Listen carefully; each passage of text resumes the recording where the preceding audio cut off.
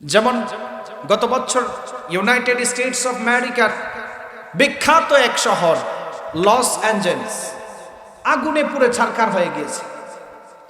আল্লাহ তাআলা যে বলছেন ফালিয়ারতাকিবুহু ইনদা যালিকা রিহান হামরা, যখন এই গুনাহগুলি বাড়বে আমি আল্লাহ অগ্নি বায়ু চালু করে মানুষদের উপর আযাব দিব। আল্লাহ রাব্বুল আলামিন কোরআন নাজিল করার মাধ্যমে দুনিয়ার মানুষদেরকে জানালেন, এই কোরআন নাজিল করার মাধ্যমে আল্লাহ সমস্ত কিছুর সমাধান দুনিয়ার মধ্যে দিয়েছেন। যেই মানুষগুলি দুনিয়ার মধ্যে চলাফেরা করা অবস্থায় কোরআনকে মানবে, কোরআনকে জানবে, কোরআন অনুযায়ী জীবন যাপন করবে, তাদেরকে আল্লাহ তাআলা জান্নাতের ফয়সালা দিয়েছেন, জান্নাতের রাস্তা দেখাইছেন। আর যেই মানুষগুলি দুনিয়ার মধ্যে চলাফেরা করা অবস্থায় কোরআনকে মানবে না, নবী রাসূল পাওয়ার পরে যারা নবী রাসূলকে মানে নাই, ওই মানুষদের সম্পর্কে রব্বুল আলামিন কঠিন হুঁশিয়ারি দুনিয়ার মধ্যে দিয়েছেন। আমাদের সমাজের অধিকাংশ মানুষ কোরআন পাওয়ার পরে কিয়ামতকে বিশ্বাস করে না। আমাদের সমাজের সেকুলার টাইপের উচ্চ শিক্ষিত মানুষ আছে, কোরআন পাওয়ার পরে নবীকে মানে না, নবীর বাণীগুলি মানে না। মানুষ মারা যাওয়ার পরে আবার তাদেরকে পুনরুত্থান করবেন সেই কথাগুলিও মানে না। কিছু কিছু মানুষ বিশ্বনবী সাল্লাল্লাহু আলাইহি ওয়াসাল্লামের দরবারে হাজির হয়ে আমার নবীকে বলতো, ইয়া রাসূলুল্লাহ কিয়ামত কবে হবে আপনি একটু আমাদেরকে জানায়া দেন। আল্লাহর নবী বললেন, কিয়ামত কবে হবে একমাত্র জানেন আল্লাহ, কিন্তু কিয়ামত হওয়ার আগে সমাজের মধ্যে 15টি খারাপ অভ্যাস বেড়ে যাবে। এই 15টি খারাপ অভ্যাস আপনি তাকায় দেখবেন 2025 সালেও আমাদের সমাজের মধ্যে মিলে যাচ্ছে। বিশ্বনবী সাল্লাল্লাহু আলাইহি ওয়াসাল্লাম বললেন, ইযা কানাল মাগনামু দুওয়ালা, 15টি খারাপ অভ্যাসের মধ্যে সর্বপ্রথম খারাপ অভ্যাস সমাজের মধ্যে থাকবে। 1 নাম্বার আল্লাহর নবী বললেন, ইযা ফাআলাত উম্মতি 15 খসলাতান হাল্লা বিহাল বালা। ও দুনিয়ার মানুষ, 15টি খারাপ অভ্যাস যখন সমাজের মধ্যে বাসবে তখন আল্লাহ তাআলা আযাব দিবেন। 1 নাম্বার হলো ইযা কানাল মাগনামু দুওয়ালা, এমন একটা জমানার মধ্যে মানুষগুলি উপনীত হয়ে যাবে যেই জমানার মধ্যে রাষ্ট্রের সম্পদের কোনো দাম থাকবে না। রাষ্ট্রের নেতাগুলি রাষ্ট্রের ধন সম্পদকে নিজের বাপ দাদার ধন সম্পদ মনে করে বাহিরের দেশে পাচার করবে, এমন আছে না নাই? আপনি তাকায় দেখবেন আমাদের সমাজেও বর্তমানে এই রাজনীতি চলতেছে। যারাই ক্ষমতার মধ্যে চলে আসে জনগণের চিন্তা করে না। আল্লাহর নবী 1500 বছর আগে উম্মতদেরকে বলল, উম্মতেরা শুনে নাও, ইযা কানাল মাগনামু দুওয়ালা, রাষ্ট্রের ধন সম্পদের কোনো হিসাব থাকবে না। আপনি তাকায় দেখবেন মানুষের ধন সম্পদের এখন কোনো দাম নাই। রাষ্ট্রের যারা পাওয়ারফুল মানুষ লুট করে, আবার যাদের কাছে ক্ষমতা যায় তারা দেখবেন সমাজের মধ্যে উল্টা পাল্টা বিচারও সমাজের মধ্যে কার্যক্রম করে, এমন আছে না নাই? অভাব নেই। 1 নম্বর ইযা কানাল মাগনামু দুওয়ালা, রাষ্ট্রীয় সম্পদ বাহিরের দেশে পাচার করবে, এটা আমাদের পৃথিবীতে বর্তমানে হচ্ছে।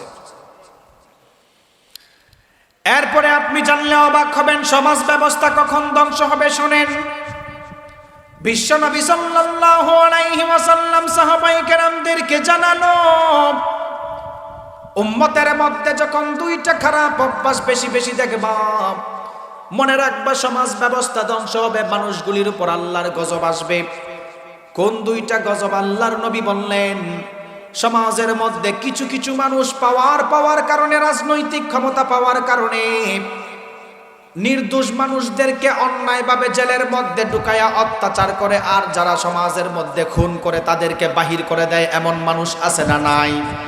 নির্দোষ মানুষ যারা, রাসূল বলেন কিছু কিছু মানুষ জাতি ধ্বংস হয়েছিল, তারা সমাজের মধ্যে পাওয়ার পরে, in terms of name and ফেম, ক্ষমতা পাওয়ার পরেও, চেহারার ফেস ভ্যালু হওয়ার পরেও, ইন টার্মস অফ পাওয়ার, রাজনৈতিক ক্ষমতা পাওয়ার পরেও সমাজের মধ্যে বিচার কার্যটা রাসূলের আদর্শে করতে পারে নাই, এমন আছে না নাই? আপনাদেরকে উদাহরণ দিলে ভালো করে বুঝতে পারবেন। আমাদের সমাজের মানুষগুলি সঠিকভাবে বিচার করতে জানে না। বিচারের ক্ষমতা যখন তাদের কাছে থাকে, এক চোখে তেল দিয়ে বিচার করে, আরেক চোখে পানি দেয়। আপনি জানলে অবাক হবেন, বুখারীর বর্ণনায় মানুষদেরকে জানানো হয়েছে বিশ্বনবী সাল্লাল্লাহু আলাইহি ওয়াসাল্লামের জমানাও এইরকম একটা ঘটনা ঘটেছিল। উন্নত ফ্যামিলির মানুষ চুরি করার পরে কিছু কিছু মানুষ চিন্তা করেছিল ওই মানুষটাকে যদি বিচার করা হয় তাহলে ওই ফ্যামিলির উপর দাগ লেগে যাবে। আপনি তাকায় দেখবেন আমাদের সমাজের চৌধুরী বংশ বলেন আর যত খান সাহেবের বংশের মানুষগুলি সমাজের মধ্যে যদি অন্যায় করে তাদের বিচার সমাজের নেতাগুলি করতে চায় না, কিন্তু গরিব মানুষ যদি কোনো অন্যায় করে তাদেরকে বিচার ডাবল করে করে এমন আছে না নাই? অভাব নাই। এই হাদিসগুলো বললে আপনি ভাববেন কি জানেন, রাসূল আমাদেরকে দেখে দেখে সব হাদিস বলে গেছেন। বিশ্বনবী সাল্লাল্লাহু আলাইহি ওয়াসাল্লামের জমানায় বুখারীর বর্ণনায় আহমাতহুমুল মারআতুল মাখজুমিয়াতুল্লাতী সারাকাত, ওই জমানার বনু মাখজুমি গোত্রের উচ্চ ফ্যামিলির মহিলা চুরি করেছিল। এলাকার মানুষ চিন্তা করতেছেন উচ্চ ফ্যামিলির মানুষ চুরি করছেন। বিশ্বনবী সাল্লাল্লাহু আলাইহি ওয়াসাল্লাম এমন রাষ্ট্রনায়ক, উনার কাছে যদি নিয়ে যায় উনি কখনো ফ্যামিলির ব্যাকগ্রাউন্ড দেখবে না, ইসলামের আইন অনুযায়ী হাত কেটে দিবে, ঠিক কিনা বলেন? তখন সাহাবায়ে কেরাম, প্রচুর পোকা আসতেছে ভিতরে ঢুকে, তো সাহাবায়ে কেরাম ওই জমানার মানুষ চিন্তা করতেছেন নবীর কাছে যদি এই বিচার নিয়ে যাওয়া হয় তাহলে নবী তো উচ্চ ফ্যামিলির মানুষকে এটা দেখবেন না, উনার কাছে সবাই সমান, চুরি করছে হাত কেটে দিবে। আমার নবীর জামানায় এই ঘটনা যখন ঘটেছিল, আহম্মাতহুমুল মারআতুল মাখজুমিয়াতুল্লাতী সারাকাত, আল্লাহর নবীর জামানায় বনু মাখজুমি গোত্রের একজন উচ্চ ফ্যামিলির মহিলা চুরি করেছিল। এলাকার মানুষ চিন্তা করতেছেন আল্লাহর নবী এমন ইনসাফ ভাবে বিচার করে, ওনার কাছে যদি নিয়ে যাওয়া হয় উচ্চ ফ্যামিলির মানুষ দেখবেন না, তার হাত কেটে দিবেন। এলাকার মানুষ চিন্তা করতেছেন আল্লাহর নবীকে এই কথা বলা যাবে না, তারা চিন্তা করতেছেন কে এই কথাগুলি বলবেন। বুখারীর বর্ণনায় হাদিসটা এভাবে এসেছে, মাইয়ুকাল্লিমু রাসূলুল্লাহি সাল্লাল্লাহু আলাইহি ওয়াসাল্লাম, আল্লাহর নবীর কাছে কে এই কথাগুলি বলতে পারবে? এলাকার মানুষ তখন বলল, ওয়া মাইয়াজতারিউ আলাইহি ইল্লা উসামা ইবনে যায়েদ হিব্বু রাসূলিল্লাহ, উসামা ইবনে যায়েদ রাদিয়াল্লাহু তাআলা আনহুকে আমার নবী বেশি ভালোবাসতেন, সুবহানাল্লাহ। তখন বলতেছেন মাইয়ুকাল্লিমু রাসূলুল্লাহ সাল্লাল্লাহু আলাইহি ওয়াসাল্লাম, কে বলবেন? এলাকার মানুষ উসামা ইবনে যায়েদ রাদিয়াল্লাহু তাআলা আনহুর কাছে গিয়ে হাজির হয়েছেন। হাদিসের মধ্যে আসছেন উসামা ইবনে যায়েদ রাদিয়াল্লাহু তাআলা আনহুর ব্যাপারে হিব্বু রাসূলিল্লাহি সাল্লাল্লাহু আলাইহি ওয়াসাল্লাম, উনি রাসূল সাল্লাল্লাহু আলাইহি ওয়াসাল্লাম উসামা ইবনে যায়েদকে কখনো কখনো বেশি ভালোবাসতেন, সুবহানাল্লাহ বলেন। পরের দিন সকাল বেলায় উসামা ইবনে যায়েদ রাদিয়াল্লাহু তাআলা আনহু আমার নবীর দরবারে হাজির হয়ে গেল। ফাকাল্লামা রাসূলুল্লাহি সাল্লাল্লাহু আলাইহি ওয়াসাল্লাম, আমার নবীকে পুরো ঘটনাটা খুলে বললেন, ওগো আল্লাহর নবী, বনু মাখজুমি গোত্রের উচ্চ ফ্যামিলির মানুষ চুরি করেছে, মহিলা চুরি করেছে, এলাকার মানুষ আপনার কাছে আমাকে পাঠাইছেন। আল্লাহর নবী রাগান্বিত হয়ে বললেন, আতাশফাউ ফি হাদ্দিম মিন হুদুদিল্লাহ, ও উসামা, আল্লাহর আইনের ব্যাপারে কি তুমি আমার কাছে সুপারিশ করতে আসছো নাকি? বিশ্বনবী সাল্লাল্লাহু আলাইহি ওয়াসাল্লাম কামা ফাখাতাবা, দাঁড়ায় গেলেন। আমার নবী বললেন, আইয়ুহান নাস ইন্নামা দাল্লা মান কানা ক্বাবলাকুম, তোমাদের পূর্বের মানুষ ধ্বংস হয়েছিল।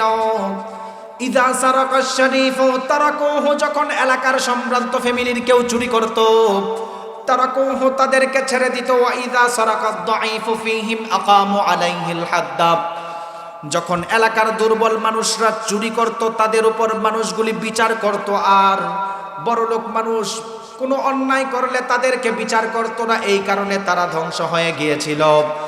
আমার নবী তখন বললেন, ওয়াইমুল্লাহ, আল্লাহর কসম, লাউ আন্না ফাতিমাতা বিনতা মুহাম্মাদিন সাল্লাল্লাহু আলাইহি ওয়াসাল্লাম, আমি বিশ্ব নবীর মেয়ে ফাতেমা রাদিয়াল্লাহু তাআলা আনহা যদি সারাকাত লাকাতা মুহাম্মাদুন ইয়াদাহা, চুরি করত, এই বিচার আমার কাছে আসতো, আমি নবী দ্বিধা দ্বন্দ্ব করতাম না, আমার মেয়ের হাতটাও আমি কেটে দিতাম, কোনো চিন্তা করতাম না। আপনি বুঝতে পারছেন নবী কেমন বিচারক ছিলেন?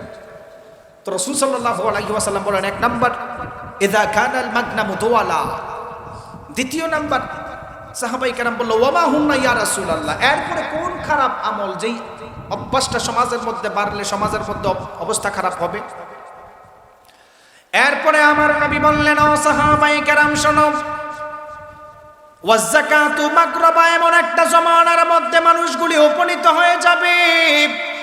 ওয়াজ্জাকাতু মাগরামা, মানুষগুলি যাকাতকে জরিমানা মনে করবে, ঠিক মতো যাকাত দিতে চাইবে না। আপনি তাকায় দেখবেন আমাদের সমাজেরও কিছু মানুষ আছে যাদের কাছে যদি টাকা পয়সা থাকে, যাকাত ফরজ হয়, 10 লাখ টাকা যাকাত ফরজ হলে 5 লাখ টাকা নিজের নামে ব্যাংকে ঢুকায় 5 লাখ টাকার যাকাত দেয়, এমন আছে না নাই? অধিকাংশ সময় রাসূল বলেন উম্মত ধ্বংস হবে, ফালিয়ারতাকিবুহু ইনদা যালিকা রিহান হামরা, অগ্নিবায়ু চালু করবেন, ফাসফান ও মাসখান, মানুষদের চেহারা আল্লাহ তাআলা বিকৃত করে দিবেন যখন মানুষ যাকাত ঠিক মতো দিবে না। আপনি তাকায় দেখবেন আমাদের সমাজের অধিকাংশ ধনী মানুষ যাকাত দেওয়ার সিস্টেমটা নিজের মন গড়া মতো বানাই ফেলছে। কিভাবে? 10 লাখ টাকা যাকাত আসলে 5 লাখ টাকা নিজের ব্যাংকে সেভ রাখে, আর 5 লাখ টাকা শাড়ি কিনে এলাকাতে মাইকিং করে অমুক চৌধুরী সাহেবের বাড়িতে অমুক তারিখে যাকাত দেওয়া হবে, যাদের যাদের দরকার নিয়ে আসবেন। আছে না এরকম? এগুলো যাকাত নিয়ে ফাইজলামি, ভণ্ডামি, ঠিক কিনা বলেন? বিশ্বনবী সাল্লাল্লাহু আলাইহি ওয়াসাল্লাম বললেন, উম্মত ধ্বংস হওয়ার তৃতীয় নাম্বার অন্যতম আলামত হলো ওয়ারতাফাতিল আসওয়াতু ফিল মাসাজিদ, শেষ জামানার মধ্যে মসজিদের মধ্যে হাঙ্গামা বের হয়ে যাবে, মসজিদের মধ্যে হাঙ্গামা হবে। আপনি জানলে অবাক হবেন, বলবেন হুজুর মসজিদ তো নামাজ পড়ার জায়গা, রোজা রাখার জিনিস, মসজিদের মধ্যে ইবাদত করার জায়গা, সেই জায়গার মধ্যে কি কারণে হাঙ্গামা হবে? আল্লাহর নবী বললেন ওয়ারতাফাতিল আসওয়াতু ফিল মাসাজিদ, মসজিদ কমিটি এমন হবে, ইমাম সাহেব যদি সুদের কথা বলে মসজিদ কমিটি ইমামের উপর অত্যাচার করবে, এমন মানুষ সমাজের মধ্যে আছে না নাই? অভাব নাই। বহু মানুষ মসজিদের কমিটি হওয়ার পরে তারা মসজিদের ইমাম সাহেবেরও অত্যাচার করে, আছে না এরকম? হাঙ্গামা হয়। ইমাম সাহেব যদি সুদের কথা বলে মসজিদের সভাপতি নারাজ, ঘুষের কথা বললে সেক্রেটারি নারাজ, দুর্নীতির কথা বললে ক্যাশিয়ার নারাজ। এই সমাজের মধ্যে আছে না নাই? বিশ্বনবী সাল্লাল্লাহু আলাইহি ওয়াসাল্লাম বললেন ইউশিকু আইয়াতিয়া আলান নাসি জামান, এমন একটা জামানার মধ্যে মানুষগুলি উপনীত হয়ে যাবে যেই জামানার মধ্যে লা ইয়াবকা মিনাল ইসলামি ইল্লা ইসমুহু, ইসলাম শুধু নামে থাকবে, ইসলাম কাজে থাকবে না। আপনি তাকায় দেখবেন আমাদের সমাজের মানুষ ইসলাম শুধু নামে মানে, ইসলাম কাজে মানতে চায় না, ঠিক কিনা? এরপরে আমার নবী বললেন ওয়ালা ইয়াবকা মিনাল কুরআনি ইল্লা রাসমুহু, এমন একটা জামানার মধ্যে মানুষগুলি উপনীত হয়ে যাবে যেই জামানার মধ্যে কোরআন রসম থাকবে, কোরআন মানুষ ঠিক মতো পড়বে না, কোরআন পড়বে কিন্তু কোরআনের অর্থ বুঝবে না, কোরআন পড়তেও পারবে না, এমন সমাজ মানুষের মধ্যে আছেন। আল্লাহর নবী এই হাদিসের মধ্যখানের মধ্যে বললেন মাসাজিদুহুম আমিরাতু ওয়া হিয়া খারাবুম মিনাল হুদা, ও সাহাবায়ে কেরাম, মসজিদের মধ্যে আল্লাহ তাআলা এমন একটা জামানার মধ্যে মানুষগুলি উপনীত হবে যেই জামানার মধ্যে মাসাজিদুহুম আমিরা ওয়া হিয়া খারাবুম মিনাল হুদা, মসজিদের বিল্ডিং বানানো নিয়ে মানুষদের মধ্যে বিরাট বড় দ্বন্দ্ব লেগে থাকবে, কে কার চাইতে বড় বিল্ডিং বানাতে পারে। আল্লাহর নবী বললেন ওয়া হিয়া খারাবুম মিনাল হুদা, হেদায়েত শূন্য মসজিদ হয়ে যাবে। আপনি বলবেন ও হুজুর মসজিদ তো ইবাদত করার জায়গা, কেন হেদায়েত শূন্য হবে? আসলে শেষ জামানার মধ্যে মসজিদ যারা পর্যবেক্ষণ করবে, এলাকার সুদখোর আর ঘুষখোরগুলি যখন মসজিদের কমিটির মধ্যে ঢুকে যাবে, মসজিদের ইমাম সাহেব ঠিক মতো হক কথা বলতে পারে না তাদের ভয়ের কারণে, ঠিক কিনা? আল্লাহ নবী কথা বলছেন ওয়াহিয়া খারাবুম মিনাল হুদা, মসজিদের হেদায়েত শূন্য হয়ে যাবে। কিভাবে? আপনি তাকায় দেখেন আমাদের বাংলাদেশে বর্তমানে এই ট্রেডিশন চলতেছে, কেউ যদি আজকের এই বাকাইলে 10 তলা মসজিদ বানায়, তাহলে আপনাদের এই পাশের মজলিশপুরের মানুষ চিন্তা করবে আমি ওনারা 10 তলা বানাইছেন, আমি 20 তলা বানাবো। আছে না এরকম প্রতিযোগিতা? কিন্তু আপনি দেখবেন অধিকাংশ মানুষ নামাজ পড়ে কিন্তু সুদের সাথেও লিপ্ত, এরকম আছে না নাই? অধিকাংশ মানুষ প্রথম কাতারে নামাজ পড়ে কিন্তু ইন্টারন্যাশনাল পরিমাণের ঘুষখোর, দালাল, ঠিক কিনা বলেন? অধিকাংশ মানুষ মসজিদের প্রথম কাতারে নামাজ পড়ে কিন্তু আপন ভাইয়ের জায়গা নিজের নামে লিখে দেয়, এরকম জালেম আছে না নাই? আছে। ওয়াহিয়া খারাবুম মিনাল হুদা। আপনি তাকায় দেখবেন আমাদের সমাজে বর্তমান সবগুলি মিলে যাচ্ছে। এবার সাহাবায়ে কেরাম আমার নবীকে বলল, ইয়া রাসূলুল্লাহ, উম্মত ধ্বংস হওয়ার আরেকটা অন্যতম আলামত কি? আল্লাহর নবী বললেন, ওয়াত্তুখিজাতিল কায়নাতু ওয়াল মাআসিফ। ও দুনিয়ার মানুষেরা, উম্মত তখন ধ্বংস হবে যেই জমানার মধ্যে মানুষ গান বাজনার সাথে লিপ্ত হয়ে যাবে। মানুষগুলি কোরআন পড়া ছেড়ে দিবে, গান বাজনার সাথে লিপ্ত হবে। আপনি তাকায়া দেখবেন মানুষ এখন আর তাফসীর প্রোগ্রামে বসতে চায় না, গান বাজনার মধ্যে বেশি লিপ্ত থাকে। এমন আছে না নাই? অভাব নেই। ওয়াত্তুখিজাতিল কায়নাতু ওয়াল মাআসিফ। সমাজের উচ্চ শিক্ষিত মানুষ যারা, উনারা এখন গর্ব করে বলে, ফজরের পরে আমার সন্তান এখন আর বক্তব্যে যায় না, ফজরের পরে সকালবেলা হারমোনিয়াম শিখে, গানের রেওয়াজ করে। এরকম ফ্যামিলি আছে না নাই? আচ্ছা বলেন তো দেখি, এইসব কারণে সমাজে গজব আসে কি আসে না? আপনি বলবেন, হুজুর আল্লাহ তাআলা তো বাংলাদেশে এই পর্যন্ত কাউকে চেহারা বিকৃত করেন নাই। আরে আল্লাহ চেহারা বিকৃত করবে কি? মানুষই এখন আর মানুষ থাকতে চায় না, মানুষ দিন দিন জানোয়ার বনে যাচ্ছে, ঠিক কিনা বলেন? উদাহরণ দিয়ে শোনেন। আমেরিকার বিখ্যাত পপুলেশন গবেষণ যেটা কন্ট্রিবিউটরস, গত 2 বছর আগে তারা জানিয়েছেন সারা পৃথিবীর 10টা হিংস্র প্রাণীর লিস্ট করা হয়েছে। কয়টা বলেন তো? সবাই বলেন। সারা পৃথিবীর 10টা হিংস্র প্রাণীর লিস্ট করা হয়েছে। এর মধ্যে 1 নাম্বার সর্বপ্রথম হচ্ছে মশা, যার কামড়ে সারা পৃথিবীতে 7.5 লক্ষ মানুষ মারা যায়, যাকে একটা থাপ্পড় দিলে তার হাড্ডি গুড্ডি ভেঙে যায়। দ্বিতীয় নাম্বার, সারা পৃথিবীর সবচাইতে ডেঞ্জারাস প্রাণী হচ্ছে মানুষ, যাদের দাঙ্গা হাঙ্গামার কারণে সারা পৃথিবীতে প্রায় 5.5 লক্ষ মানুষ মারা যায়। তৃতীয় নাম্বার, সারা পৃথিবীর সবচাইতে খারাপ প্রাণীর মধ্যে নাম লিখিয়েছেন সাপ, যার কামড়ে সারা পৃথিবীর মধ্যে 3.5 লক্ষ মানুষ প্রত্যেক বছর মারা যায়, বিশেষ করে আফ্রিকাতে, ব্রাজিলে। চতুর্থ নাম্বার, সারা পৃথিবীর সবচাইতে ডেঞ্জারাস প্রাণী হচ্ছে কুকুর, যাদের ঠিকমতো একটা কামড় লাগলে মানুষ পাগল হয়ে মারা যায়। আপনি বলবেন, হুজুর এই গবেষণা আমাদেরকে বলে লাভ কি? এই গবেষণা আপনাদের বলে লাভ কি? আপনি শুনেন, আল্লাহ তাআলা কোরআনের মধ্যে বলছেন, ওয়াত্তিনি ওয়াজ-যাইতুন ওয়া তুরি সিনিনা ওয়া হাদাল বালাদিল আমিন লাকাদ খালাকনাল ইনসানা ফি আহসানি তাকওয়িম। আল্লাহ তাআলা বলতেছেন, আমি মানুষদেরকে উত্তম স্ট্রাকচার দিয়ে বানাইছি। আমার প্রশ্ন হচ্ছে, সারা পৃথিবীর খারাপ প্রাণী মশা হোক, দুঃখ নাই, সারা পৃথিবীর দ্বিতীয় নাম্বার খারাপ প্রাণী মানুষ কিভাবে আসে? মানুষ আর মানুষ থাকতে চায় না। আপনাদেরকে একটা জীবনের হিসাব বলে, যেহেতু বসছেন, আপনার জিন্দেগিটা কিভাবে বৃথা যাচ্ছে আমি আপনাদেরকে বলি, শোনেন। সবাই আমার সাথে কথা বলেন তো, আমাদের এভারেজ জিন্দেগি যদি 60 বছর হয়, মানুষ 60 বছর 70 বছর বেশি বাঁচে না, ঠিক কিনা বলেন? সবাই, এটা খুব গবেষণার বিষয়, একটু বুঝেন। কোন মানুষ তুলনা থেকে মৃত্যু পর্যন্ত যদি 60 বছর জিন্দেগি পায়, কত বছর? কোন মানুষ তুলনা থেকে মৃত্যু পর্যন্ত 60 বছর জিন্দেগিতে যদি প্রত্যেক দিন একটা কাজ 1 ঘন্টা করে কন্টিনিউ করে, তার জিন্দেগি থেকে 2.5 বছর চলে যায়। এই হিসাব অনুযায়ী, আধুনিক মেডিকেল সায়েন্সের দাবি অনুযায়ী, কোনো মানুষ যদি সুস্থ থাকতে চায় 60 বছর জিন্দেগিতে, তুলনা থেকে মৃত্যু পর্যন্ত প্রত্যেক দিন ন্যূনতম 8 ঘন্টা ঘুমানোর প্রয়োজন। আধুনিক মেডিকেল সায়েন্সের দাবি। মেডিকেল সায়েন্সের ভাষ্য অনুযায়ী, কোনো মানুষ যদি দুলনা থেকে মৃত্যু পর্যন্ত প্রত্যেক দিন 8 ঘন্টা করে ঘুমায়, তার 60 বছর জিন্দেগি থেকে 20 বছর শুধু ঘুমের মধ্যেই চলে গেল। কোনো মানুষ যদি দুনিয়ার মধ্যে চলাফেরা করতে চায়, ফ্যামিলি মেনটেন করতে চায়, তাহলে তার জিন্দেগিতে প্রত্যেক দিন 6 ঘন্টা ন্যূনতম কাজ করার প্রয়োজন। 6 ঘন্টা কাজ করতে গেলে 60 বছর জিন্দেগি থেকে মৃত্যু থেকে দুলনা থেকে মৃত্যু পর্যন্ত তার জিন্দেগিতে আরো 15 বছর চলে যায়। বুঝে থাকলে বলুন তো দেখি, 20 বছর যদি ঘুমে চলে যায়, 15 বছর যদি কাজে চলে যায়, কত বছর গেল? 35 বছর। 60 বছর জিন্দেগির মধ্যে 35 বছর শুধু কাজ আর ঘুমে চলে গেল। তৃতীয় নাম্বার আসেন, আমাদের বাঙালি জাতি এমন অলস জাতি, 1 কাপ চা খেতে গেলেই 2 ঘন্টা সময় লাগে, ঠিক কিনা বলেন?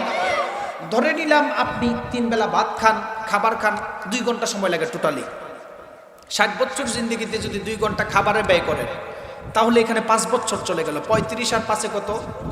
আরো জোরে বলেন। আর আমাদের বাঙালি জাতি এমন অলস জাতি, এমন ভাবে গীবত করা শুরু করে, প্রত্যেক দিন সারাদিন ন্যূনতম 2-3 ঘন্টা মানুষের নামে শুধু বদনামি করে, ঠিক কিনা বলেন? তাহলে এই 60 বছর জিন্দেগি বৃথা গেল কি গেল না?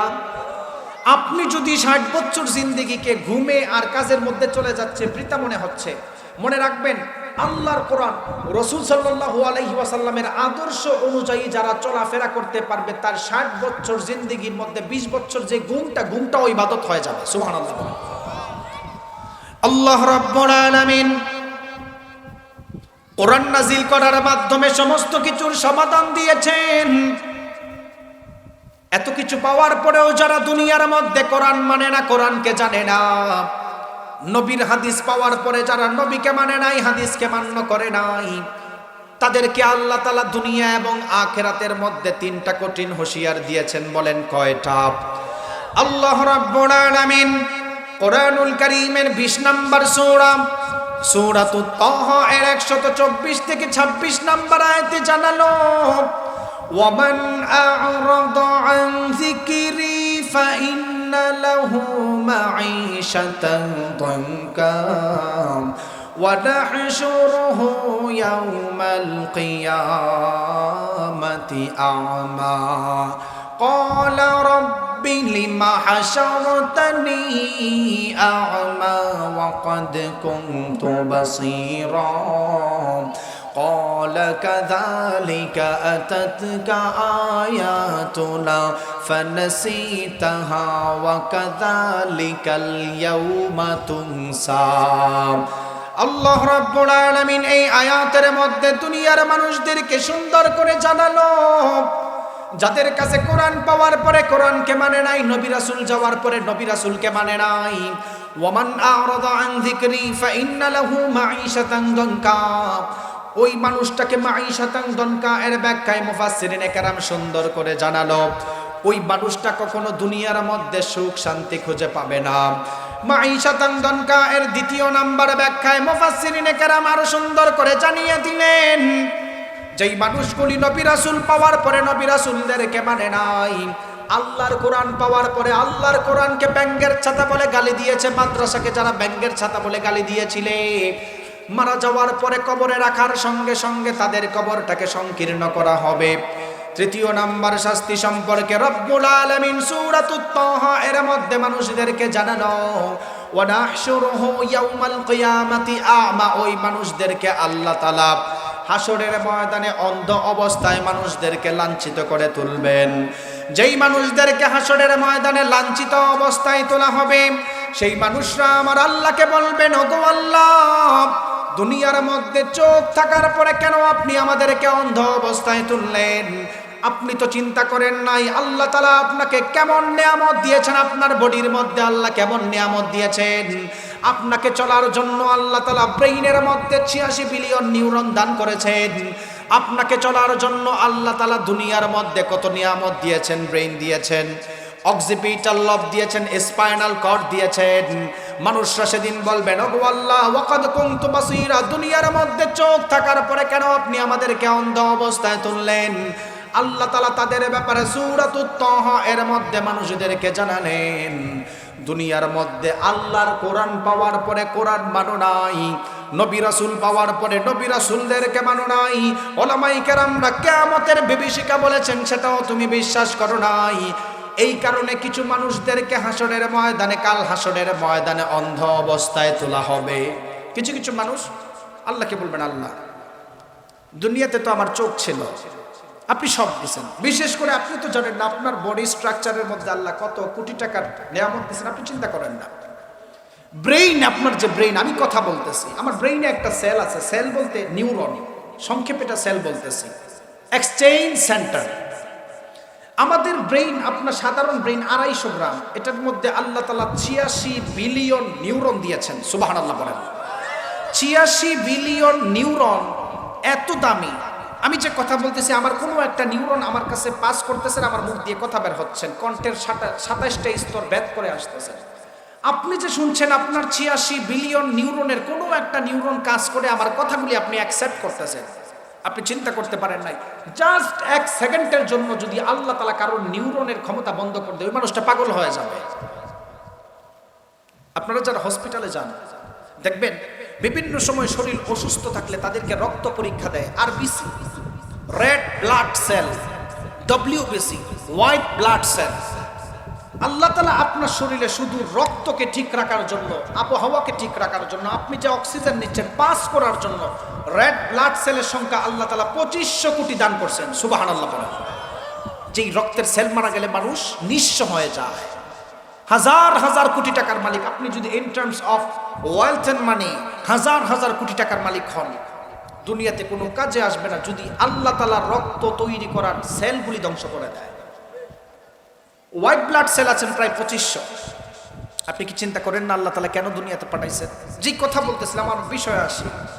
অধিকাংশ নাস্তিকরা মনে করে তারা হাসরের ময়দানে তাদেরকে আল্লাহ তাআলা তুলতে পারবে না, তাদেরকে ধরতে পারবে না। কিছু কিছু মানুষ বলে আল্লাহ তাআলা তাদেরকে পুনরুত্থান করতে পারবে না, তারা তো মাটির সাথে মিশে যায়।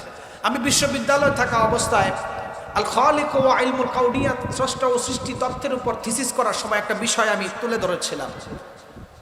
1900 সালের পরে এক বিজ্ঞানী দাবি করেছেন মানুষ মারা যাওয়ার পরে কখনো কখনো তাদের শরীরের অংশ পাথর কিংবা লোহাও হয়ে যায়। বিজ্ঞান দাবি করেছেন। 1900 সালে যখন এই বিজ্ঞানী এই থিওরি সমাজের মধ্যে প্রচার করেন তাকে নোবেল দেওয়া হয়েছিল। নোবেল যারা পায় তাদের একটা অন্যতম বৈশিষ্ট্য থাকতে হয়, যাদেরকে নোবেল পুরস্কার দিবেন তারা কখনো মিথ্যা থিসিস লিখতে পারবে না, কারোর থেকে আনতে পারবে না, নির্ভরযোগ্য থিসিস লাগবে, চুরি করা যাবে না। ওই বিজ্ঞানী এটা নিয়ে থিসিসের মধ্যে সে নোবেল পেয়ে গেছে, সারা দেশ তোলপাড় হয়ে গেছে। মুসলিম কনফারেন্সের মধ্যে সেদিন মুসলিম দার্শনিক আলেম সেদিন তুলে ধরেছিলেন, আমি থিসিসটা লিখছি এটার উপরে। আল্লাহ তাআলা কোরআনুল কারীমের সূরাতুল বনী ইসরাঈলের 50 নম্বর আয়াতের মধ্যে একটা ইশারা দিয়েছেন, কুল, হে নবী আপনি বলেন, কোনু হিজারাতান আও হাদিদা, মানুষ যদি মারা যাওয়ার পরে তাদের শরীরের অংশ কখনো কখনো যদি লোহা কিংবা পাথর হয়, আমি আল্লাহ তাআলা তোলার সক্ষমতা রাখি। সুবহানাল্লাহ বলেন। আপনি বুঝতে পারছেন আল্লাহ তাআলা কি সূক্ষ্ম জ্ঞান দিচ্ছেন মানুষদেরকে, কি সূক্ষ্ম জিনিস বলছেন। বিজ্ঞানী এই বিষয়ের উপর রিসার্চ করে সে চুরি করে থিসিস নিছেন নিজের নাম দিয়ে। কিছুদিন পরে যখন ধরা পড়ছেন কোরআন থেকে নোবেল বাতিল। আপনি বুঝতে পারছেন আপনি কেমন মুসলমান? আপনি তো চিন্তা করেন না, আপনি আপনার সিভিলাইজেশন সম্পর্কে জানেন না। আপনি the enduring legacy of Muslim civilization খুলে দেখবেন, এই পৃথিবীর অধিকাংশ উন্নত মুসলিম ডক্টর থেকে হয়েছেন। সুবহানাল্লাহ বলেন। আমার বিষয় সেটা না, তারপরেও বলতেছে অধিকাংশ মানুষ আছে ওলামায়ে কেরামদেরকে দেখলে নাক ছিটকায়। কিছু কিছু নাস্তিক মার্কা মানুষ আছে ওলামায়ে কেরামদেরকে ব্যাকডেটেড বলে গালি দেয়। এরকম কুলাঙ্গার আছে না নাই? আমাদের সমাজের উচ্চ শিক্ষিত যারা আছেন ভালো করে শোনেন, এই দুনিয়ার অধিকাংশ সায়েন্স বলেন, যত কিছু আছে, মেডিকেল বলেন, আলেমরা তৈরি করেছেন, আলেমরা তৈরি করেছেন। আপনারা ইতিহাস বলে গিয়েছেন, ঠিক কিনা? উদাহরণ দিই, আমি চাপার জুড়ে বলতেছি না। আমার থিসিস এখনো অনলাইনে আছে, আল খালিক ওয়া ইলমুল কাউনিয়াত থিসিস আছে অনলাইনে, পড়ে দেখবেন। স্পেনের ক্ষমতা যখন মুসলিমদের কাছে ছিল, আচ্ছা আপনারা বলেন, আপনাদেরকে প্রশ্ন করি, আমার আলোচনা বুঝতেছেন তো সবাই? যদি খারাপ লাগে বলবেন, আমি বোঝানো আমার দায়িত্ব। আচ্ছা বলেন তো দেখি, আমরা অসুস্থ হলে হসপিটালে যাই কি যাই না? কে কে যান না? হাত তোলেন। না, ওই যে একজন যায় না, উনি ভুল করছেন, ভুল। অসুস্থ হলে সবাই হসপিটালে যায়, ঠিক কিনা বলেন? আচ্ছা বলেন তো দেখি, এই চিকিৎসা বিজ্ঞান তৈরি করলো কে? কেউ বলতে পারবেন এখানে? না, আল্লাহ তাআলা তো সব সোর্স দিয়েছেন, মানুষ কে তৈরি করছেন বলেন? বুঝতেছেন না? এই চিকিৎসা বিজ্ঞান দুনিয়ার মধ্যে প্রকাশ করছেন কে? কোন মানুষ? কে বলতে পারবেন? অধিকাংশ মানুষ উত্তর দিবেন যে হুজুর এটা তো চিকিৎসা মনে হয় কোন ইহুদি খ্রিস্টান তৈরি করে গেছে। কি বলেন আপনারা? উচ্চ শিক্ষিত মানুষরা তারা 7ম শতাব্দী 8ম শতাব্দীর ইতিহাস জানে না, পড়ে না, আলেমদের কাজকে তারা অস্বীকার করে। আপনাদেরকে উদাহরণ দেই, ভালো করে বুঝেন। The enduring legacy of Muslim civilization খুলে দেখবেন, এই দুনিয়াতে চিকিৎসা বিজ্ঞান সর্বপ্রথম উৎপন্ন করেছেন একজন মুহাদ্দিস, বড় আলেম, যাকে স্পেনের বড় ডক্টর বলা হয়, আবুল কাসেম আল জাহরাবি রহমতুল্লাহ আলাইহি। সুবহানাল্লাহ। স্পেনের ক্ষমতা যখন মুসলিম থেকে চলে যায়, ল্যাটিনরা এসে আরবি কিতাবগুলিকে নিজের ভাষায় লিখে তারা নিজের নামে ক্রেডিট নিয়ে নিয়েছেন, যেই কারণে মুসলিম সভ্যতা তথ্য ষড়যন্ত্রে ফেসে আছে, ঠিক কিনা বলেন? আবুল কাসেম আল জাহরাবি রহমতুল্লাহ আলাইহি যখন সর্বপ্রথম শল্য চিকিৎসা পৃথিবীতে তৈরি করেছিলেন, তার ট্রিটমেন্টের উপরে উনি 250 যন্ত্র পৃথিবীতে বানাই গেছেন। এখনো পর্যন্ত আমাদের দেশের ডক্টর সাহেবরা এমবিবিএস, এফআরসিএস ডক্টরেট যদি করে, তারা আবুল কাসেম আল জাহরাবি রহমতুল্লাহি আলাইহির থিসিস পড়েই ডক্টর। আলহামদুলিল্লাহ। এবার আসেন আবুল কাসেম আল জাহরানি রাহমাতুল্লাহ আলাইহি চিকিৎসা